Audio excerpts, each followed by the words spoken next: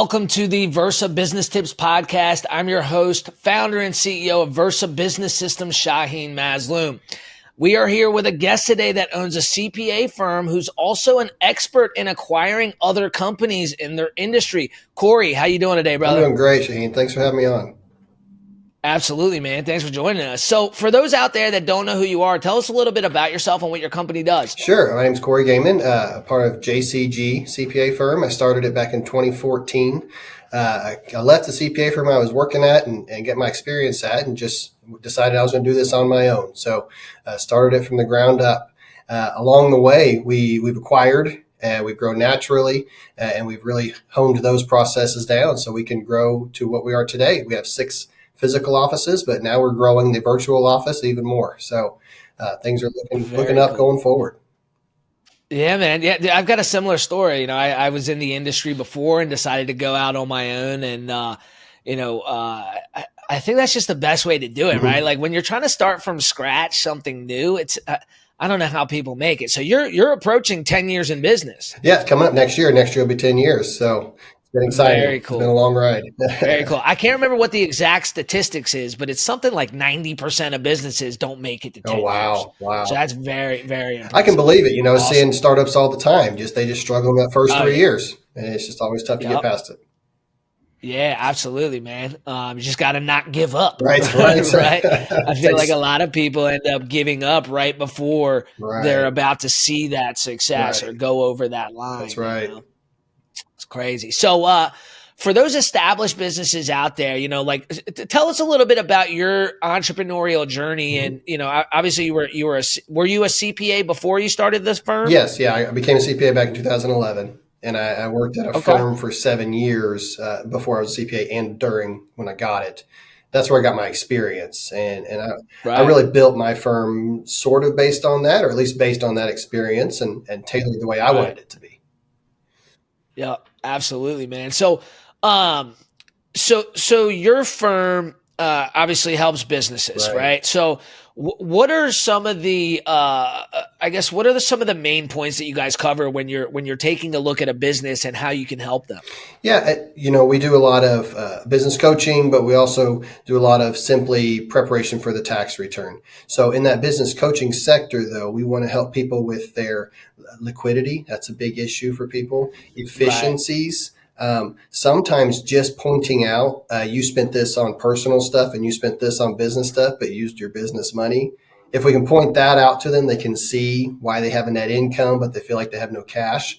We can help them to organize that a little better and understand it better. Really, what I've found is just educating our clients on how this works and why it works and why it's important has really gone a long way to their success. Yeah, absolutely. I mean, we believe the same thing, right? It's all about educating them because at the end of the day, right? Like the guy that owns the mechanic shop, he knows how to fix cars. The guy that owns the restaurant, he knows how to run a restaurant, but they don't understand the taxes and the accounting and the marketing and all those different things, that takes a business to really succeed. So, when you're looking at these different businesses, is there some some things that you're coming across often that businesses are struggling with? It usually is just that basic organization and cash flow. Understanding that spending money on something to get a tax deduction also means you have to spend the money and it's got to come from somewhere. So let's make sure we do that efficiently and effectively. Let's put it in the right year for your tax deduction, but let's make sure you can also handle it cash flow wise and that it was a good business decision. So cash flow is probably the biggest.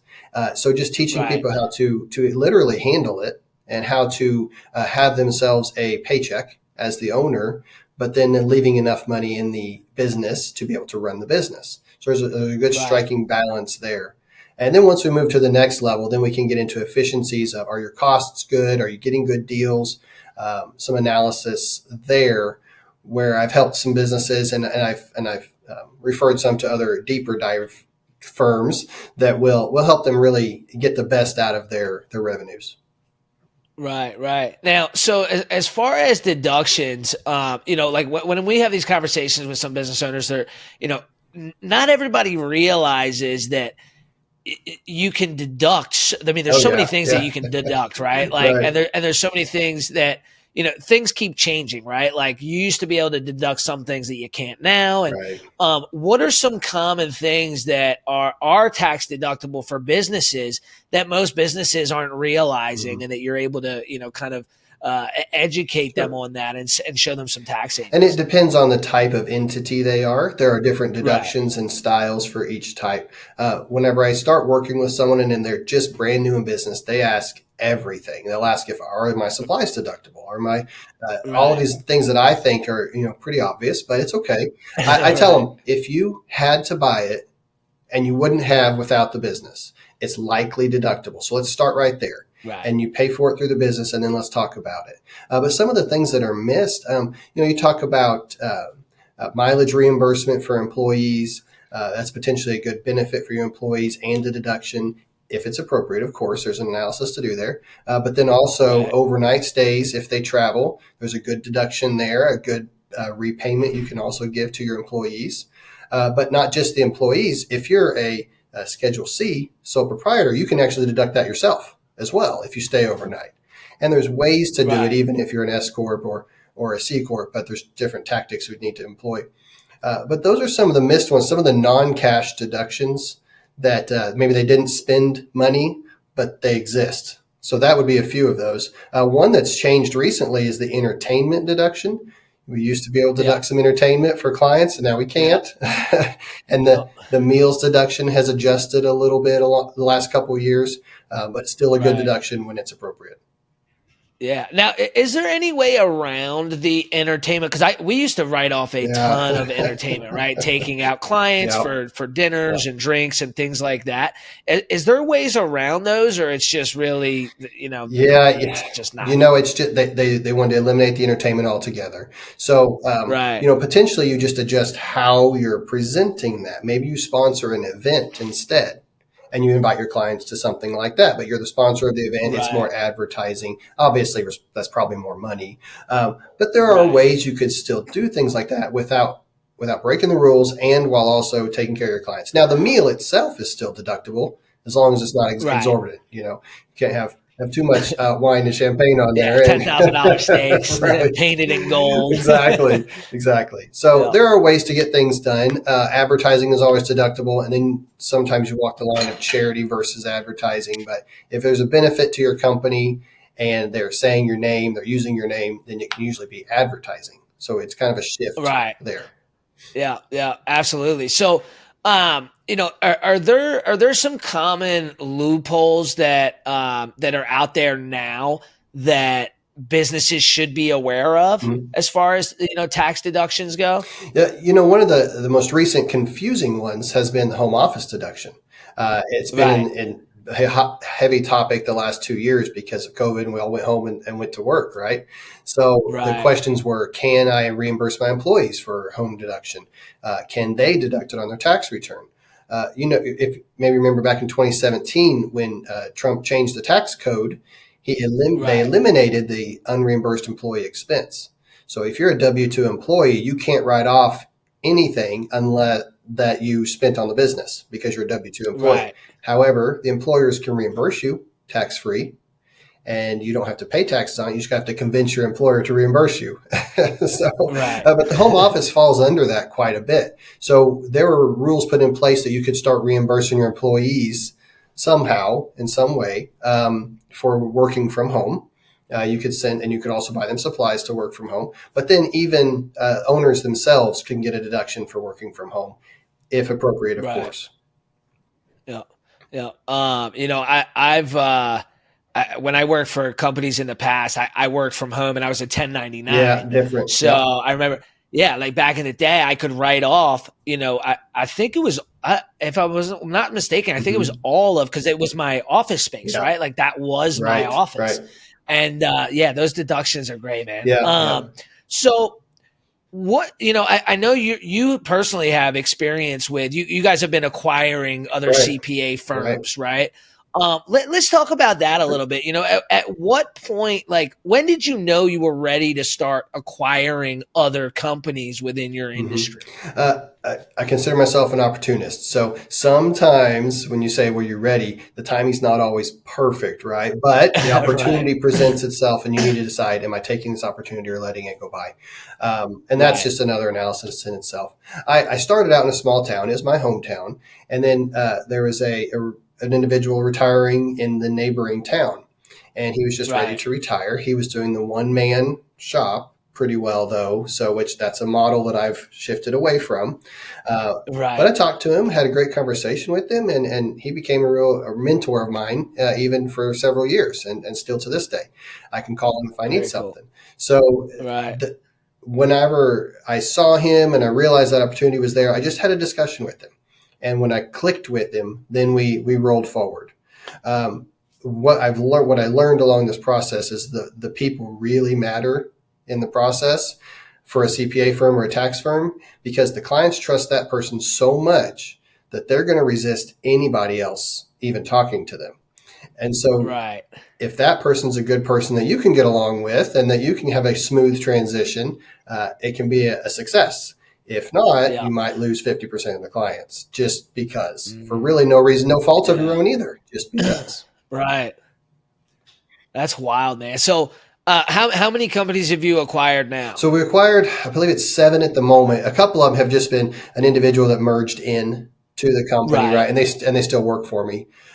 right, Every situation has been very different. right, right. One of the common things that I found is key is how long will that person or individual be involved, to help that transition of clients. I did Yeah. one acquisition where they were an existing firm and I was acquiring one of their satellite offices. And Uh-huh. it was tough because they continued operations. So really they weren't Mm, involved in our transition. They just more of a right. handoff That makes runaway sense. situation. They were a great firm and I Man. have a good relationship with them, but the clients, yeah, they didn't, it wasn't their favorite transition, let's say.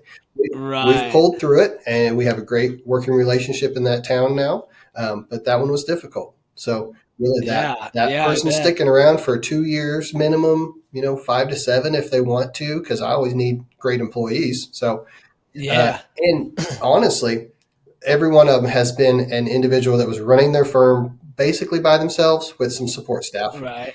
And that's a big job. And when Yeah, you're yeah. past 60, when you're even past 50, I'm almost 40 and I start to feel sometimes like there's a lot going on. But you start to Right. get tired and they just get tired. So if we can come in and take that administrative burden, and if we can say, look, Yeah. you take 2 or 3 months off in the summer and it's no big deal. Oh, it's Right. a whole new world for them. They can work double the years they thought they were going to be able to, just because that stress Yeah. is relieved.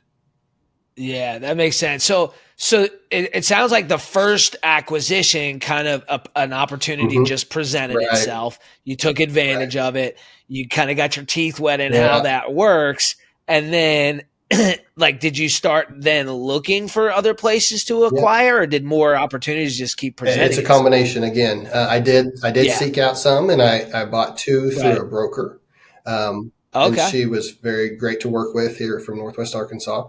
But I bought two Right. through a broker, and after that, once I get into a town, especially a smaller town or a medium sized town, people kind of start to notice, and they're thinking about Yeah. retirement. So then they call me, and that's Right. a great thing. I've had Oh several yeah. of those happen, because then okay, they are ready.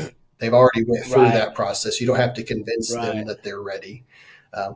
because these people have worked this role for 30, 40 years. It does become their Yeah. baby, and that's Right. something to not take lightly, and to Yeah. walk with them through the process, not necessarily come in with a hammer and a hard negotiation. It's a collaboration. Yeah. It's not a hard negotiation.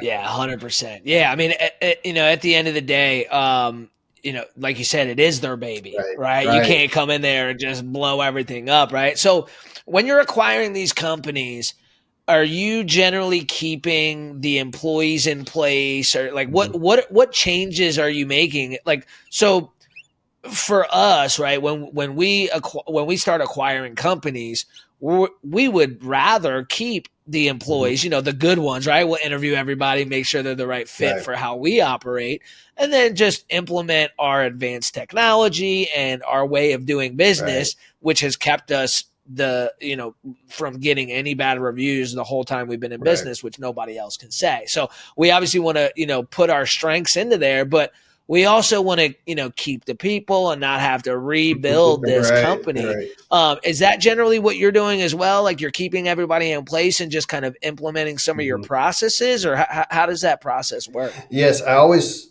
promise the owner that's retiring that I will give everyone a chance to work for Yeah. us. And we do a quick interview process with them, but we give them an actual term of a chance and see if it's going to work, because we do need the Right. employees. We need the relationships Yeah. they have with the clients, again, to help that transition. What I've experienced and a little bit in rural Midwest America is that we've acquired some firms that are still doing things a very old way. And Oh yeah. so they're very paper based, very file cabinet based. I think I own 150 file cabinets right now, and I barely use Wow. one. So it's just, that's what came with the territory.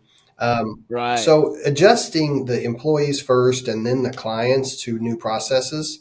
Sometimes we Yeah. have to rip a band-aid off and do some quick, but we try to roll those things out slowly and get everybody Okay. on Team JCG. We want to be on our team Yeah. so that we can move Right. forward together, so the clients are presented with a united front. And I will say we've had some that didn't get on board, and we've Right. usually they filter themselves out, but I've had to step Yeah. in a handful of times to let someone go because they weren't able to get the vision. So, Adapt. end of the day, we do need them to come on board. We do need them to get in line with the vision. But we try Yeah. to be understanding that this is a big change in their life. Let's move through this slowly and give them Right. a chance. Right, right, definitely. So, when you're presenting, when you're going after acquiring a company, um, how does that process work? Mhm. Like when you're looking for companies to acquire, are you going after like the companies that have been around a really Mhm. long time? You're checking out their reputation and doing more research before approaching them, Mhm. or is it more of just like a hey, would you be interested in this? And then doing the Right. research. No, I'm definitely doing the research before approaching them, or if they've called us, then researching them first. Right, If it's a different town and it's a new office, the demographics of that town, right, can they handle what we bring to the table? And what we do bring to the right, table is, I told you 7 locations, but we really act as one firm.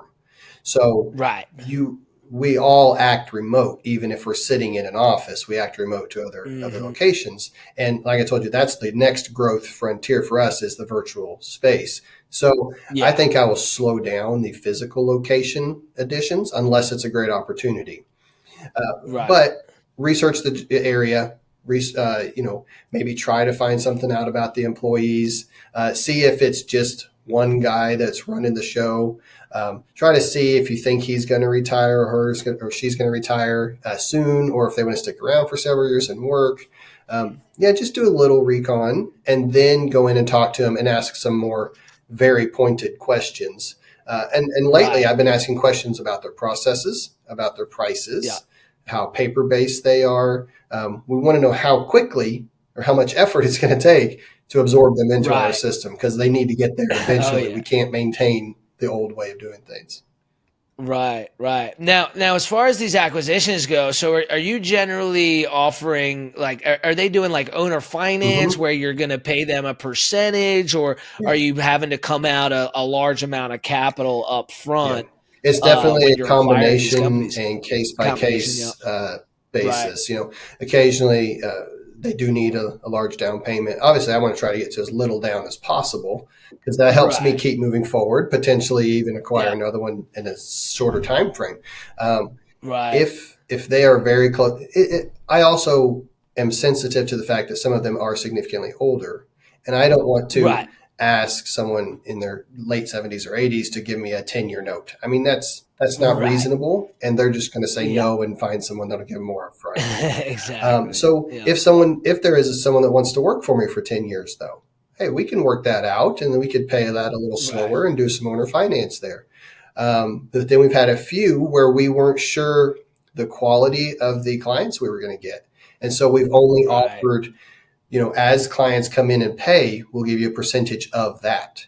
And I'll do that for a term period, maybe 3 years. We'll give you 20%, 30%, whatever's appropriate for a set number of years. And then that'll have been your payout. And honestly, they benefit quite a bit more there because we're going to make the clients happier, probably charge more. So they'll probably make more anyway. So, but that's them taking a risk that their clients don't come.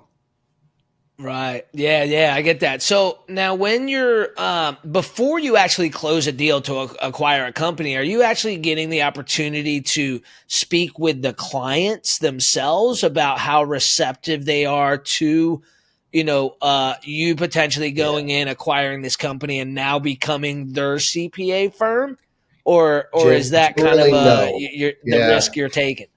Generally, no. However, as several of the retirees have told me, the clients are asking when I'm going to retire. They can see it in my hairline. They can see it on my face. They ask me every year. Right. So they kind of know something's coming. And occasionally I'll have someone say, I have talked to my 3 main clients. They're okay with the transition. They know it's coming. They know I'm going to stick around. So let's get something worked out. But generally, I don't get to see the client list at all.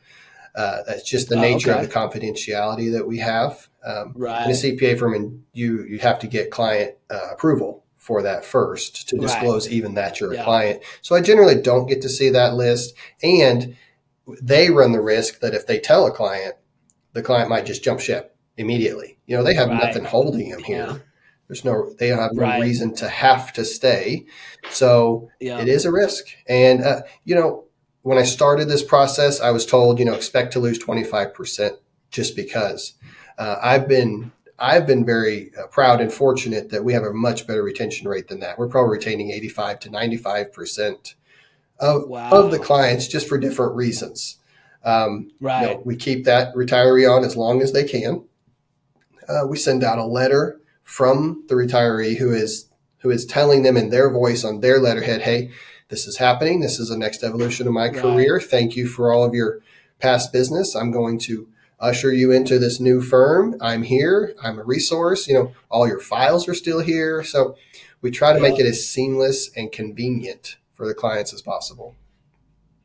Yeah, absolutely. I dealt with a situation when I first started this business where I had an accountant. She was great. And all of a sudden out of nowhere. So I think she got into a car accident and was unable to work. Like it was a really horrific thing. So like out of nowhere, now I no longer have this CPA. I'm scrambling, trying to find someone. Cause it was like, I think it was like towards the time I needed to get everything ready to file taxes and, so I'm scrambling, and then she did things one way and like nobody could understand it. And it was just like, it was painful. It was really, and it really creates painful. Some anxiety in the clients as well, because those deadlines are real and they're coming. 100%. And we try to squash any anxiety possible. We want when people come to us that our process and our demeanor and our employees are calm and can help them to walk through it together, so that we can all get to the end together. So that's our goal. Yeah. Absolutely. Now, so you said you've used a broker to acquire companies a couple of times, and then others you've done on your own. What would you say is the benefits to using a broker versus, kind of cold calling yourself? Well, definitely they listed their firm with this broker. So you already know. Okay. So their business is listed for sale. And so you're working with a broker to they've listed it. They already, they want to sell, and they've already presented some, redacted and stuff, financials that you can see some key. So you already got you can see some KPI already and some numbers, and you know how many employees are there. You can kind of cover a lot of the questions right off the bat.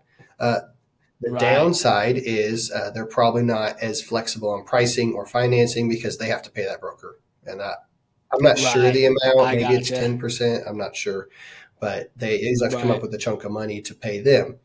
So that's the downside, but that's not even a big downside. I had a great experience with the broker that I used, and very low key, not pushy, but made sure that if she had an opportunity she thought I'd like, she would actually send to me. So, or if it fit my needs. So I had a good relationship with them.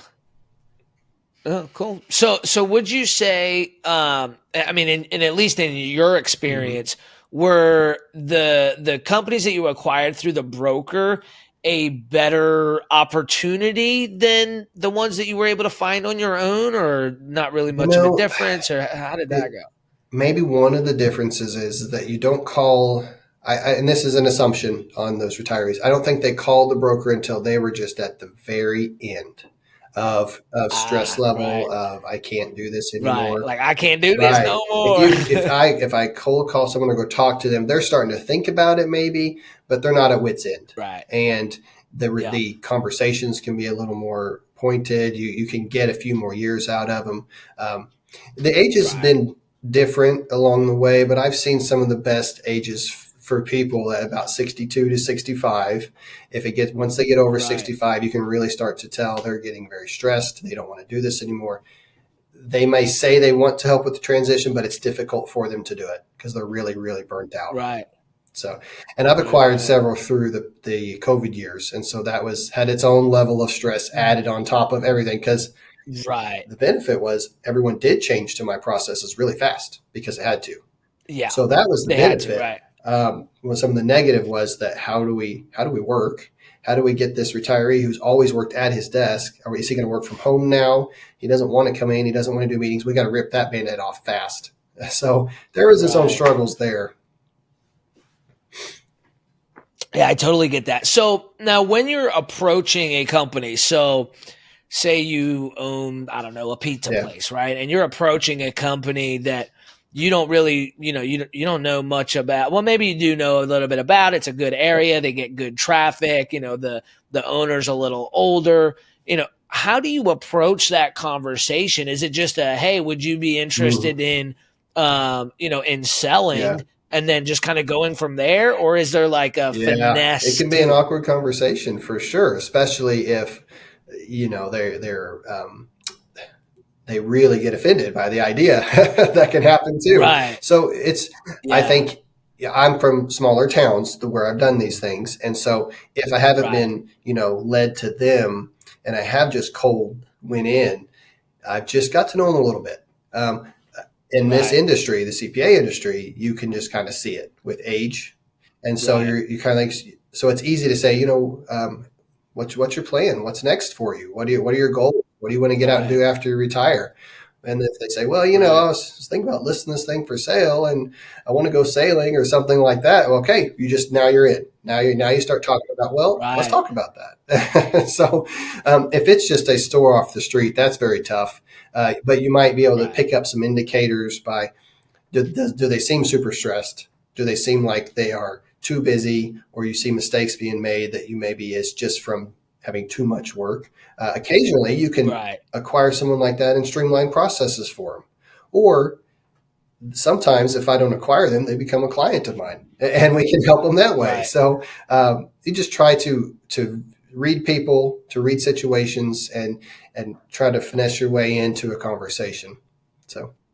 Yeah. Yeah. Totally get that. So now it made me think of something else. So when, would you recommend like going to, say, networking events in your industry or trade shows within your industry and kind of start Mhm. there with having those conversations for Mhm. acquisitions? Because I feel like, the easiest or best place to go would be Right. where a bunch of people within your industry are Yeah. hanging out and just kind of bounce around the Yeah. room to the older guys like, hey, Right. what do you guys do? Learn a little bit about their business. And, hey, would you be interested in, in selling your Right. company, Right. whatever. It's a Um, great idea. It's really probably my next level of what I want to do. So in this industry, right. we work a lot. We work too much. I've Yeah. really promoted a work life balance structure change in our entire firm lately. But I say that Great. because a lot of CPAs don't do those things. We're naturally introverted, so that's definitely. Right. But what does fall in line is these CPE events. We have continuing education we have to go to, and a lot of times those Right. are in big events where everybody shows up. And yes, you can just start having talks with people around the water cooler, and Right. particularly the older ones that you think are potentially close to retirement. You just start talking to them, and it's amazing how Right. open people will be when you're talking about their baby. They love to talk about it. Yeah. They love to talk about their Oh yeah. business. And so you just Yeah. listen, and you listen for those indicators. Right. And if you see a hole in there, and if you're starting to like what they have to say, maybe just bring it up, float the Yeah. idea. And if it's a shot down, that's okay too. Absolutely. Absolutely. So would you say that acquiring companies within your industry is an easier way to scale a business rather than trying to do it on your own? So easier from the fact that you can start working right away, yes. But if you start that way, you are just buying a job. So you Oh yeah. do need to build your team. You do need to build your Oh yeah, I system. completely And agree. then Yeah. hopefully once you get to a level where you don't have to do so much day to day, then you can start acquiring.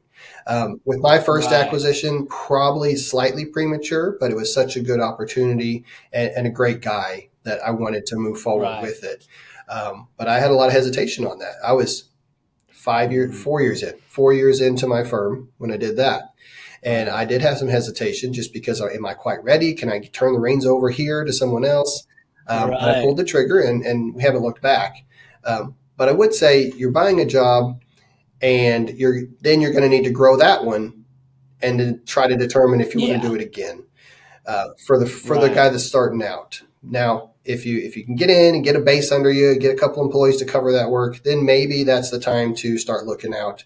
And I think a good balance of natural growth and acquisition are both important. Yeah. Yeah. I completely agree. I mean, like, I feel like you have to have one, obviously the experience, but you've got to have something that you can put into other businesses, similar to yours that are going to help them Right, grow and right, and do better and make their employees happier or right, whatever it may be in order to make that a smooth transition. Because if you haven't figured that out for your own right. business yet, you ain't ready to start acquiring other Right, companies yet, right. And right? you'll see that in your Yeah. employees. You can get testimonials from your own employees. I Yeah. actually was fortunate that some of my previous acquisitions, when they stayed on with me, they would talk to a new acquisition for me and with me. They'd go to the meeting with me and tell them about their Right. experience and how it worked out great for them. And then they Right. will see it in your employees if they visit your office. They'll see the culture. You've got to have that culture built. If you're Yeah. just going as hard as you can and you don't have some of these things already as a base, it's not going to work out quite Yeah. so well. Yeah. 100%. So, man, it's a great information, especially for me because we're almost to Yeah, that stage where we're trying to start acquiring awesome. companies. And so what is the best piece of advice you can give to entrepreneurs in general that are trying to scale Mm-hmm. a business and start acquiring other companies? So you hear that term a lot: scaling, economies of scale. You're going to cut out expenses. Those definitely are all going to happen. You're going to end up with a lot of extra stuff too. So when you're looking to scale, you do want to find companies that are, if not completely in line with your processes, at least they started that direction.